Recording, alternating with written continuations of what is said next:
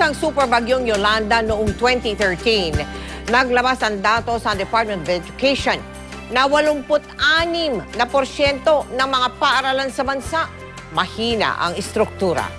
Kaya sa pagpapatuloy ng ating project na Kapuso School sa Cananga sa Leyte, pinagsisikapan nating makapagpatayo ng matitibay na silid na kakayanin ang mga hamon ng nagbabagong panahon. Siksikan pa rin, so masasabi nating hindi po talaga siya conducive for learning.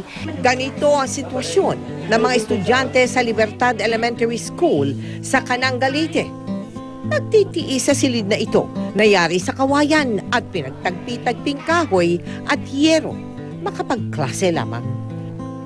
Hanggang ngayon kasi, nasa 12 classroom pa rin ang sira dulot ng superbagyong Yolanda sa bayan ng Cananga. Mabuti nga kami dito, kahit wala ng mga maayos na gamit sa paaralan, buhay na buhay kami. Ano po ang direction? Dito namin nakilala ang mga honor students na sina Arturo at Ana Marie. Ito lang kasi ang tayong paraan para umunlad ang buhay namin.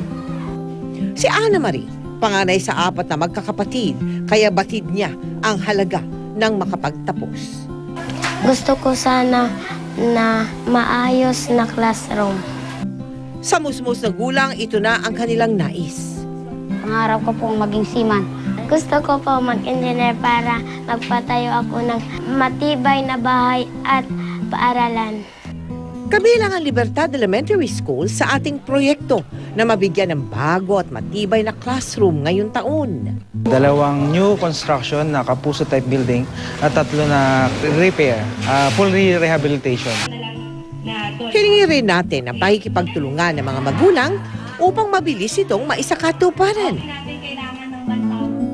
Ang bawat pawis at pagod na ating puhunan ang magsisilbing pundasyon sa mas matibay nilang kinabukasan.